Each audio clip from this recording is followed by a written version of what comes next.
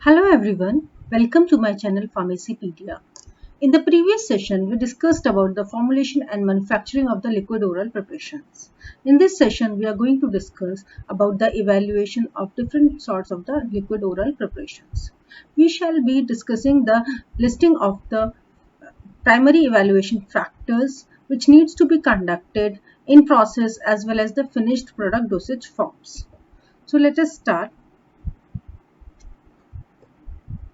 So when we talk about the evaluation of the liquid orals, like in other dosage forms, there are two kinds of the tests which are being conducted. First is the in-process testing and second is the finished product dosage forms.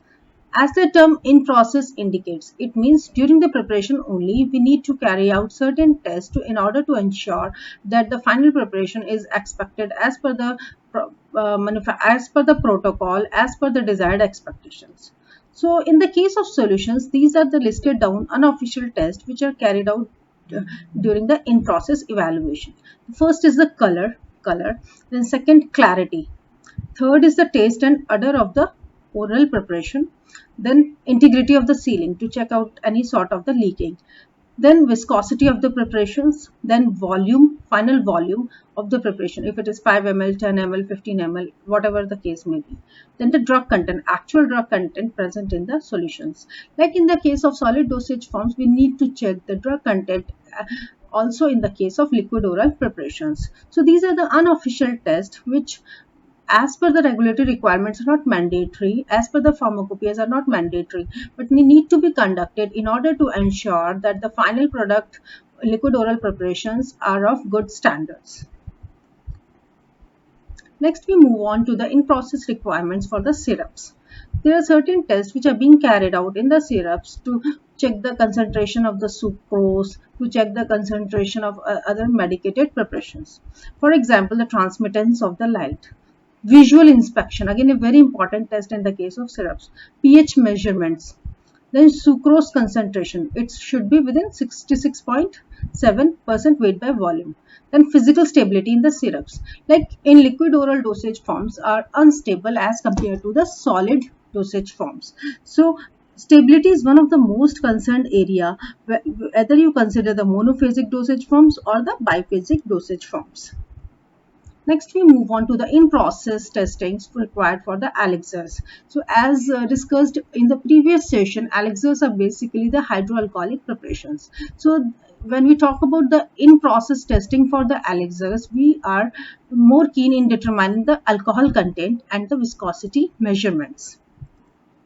Next, we move on to the in-process requirements for the suspensions. As I have discussed in my previous session also, like suspensions are of two types, flocculated and deflocculated suspensions. Deflocculated suspensions cannot be redispersed, so they form the caking process.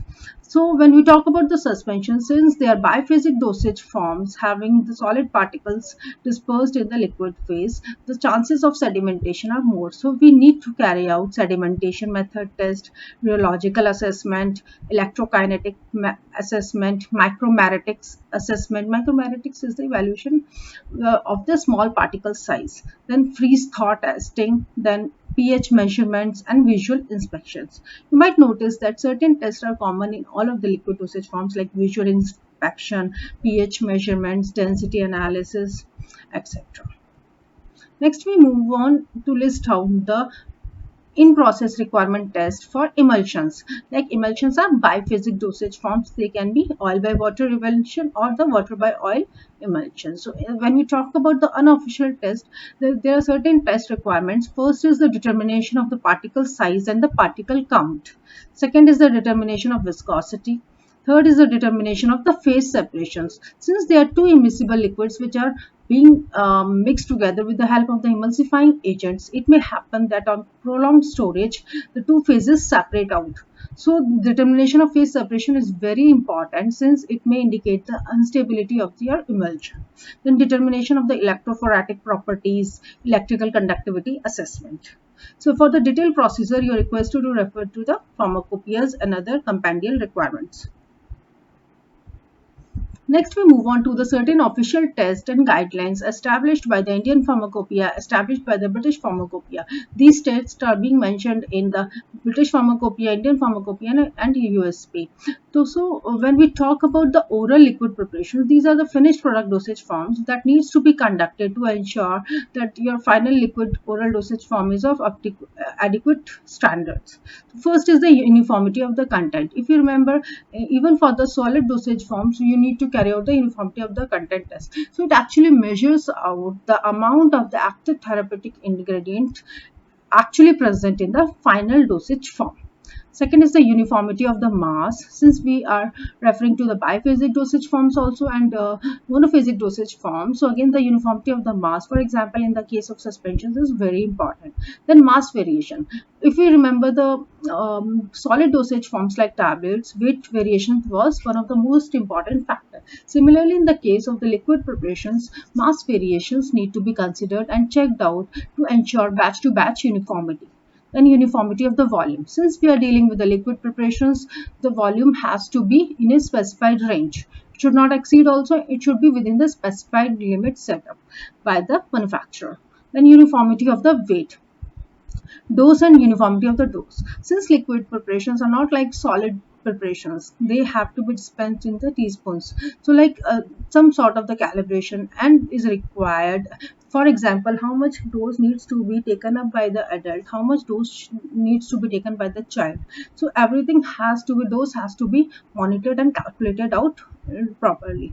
Then uniformity of the mass of the delivered dose. So in each dose, how much mass is being actually dispensed to the final consumer, that should be having batch, that should not be having the batch to batch disuniformity. There should be uniformity in the mass being provided in each dose. Then microbiological test. Since liquid dosage forms are prone to various bacteria, fungi susception, so like they needs to be protected from, so although antimicrobial agents are being incorporated in the liquid dosage forms in the during the formulation stage, but still this test is very important to provide you assessment that the final dosage form is safe from any microorganisms. Then is very important is a specific gravity test. Then physical parameter tests like density, relative density and apparent density of the finished dosage forms. Then viscosity of the preparation, pH of the preparations, deliverable volume being provided.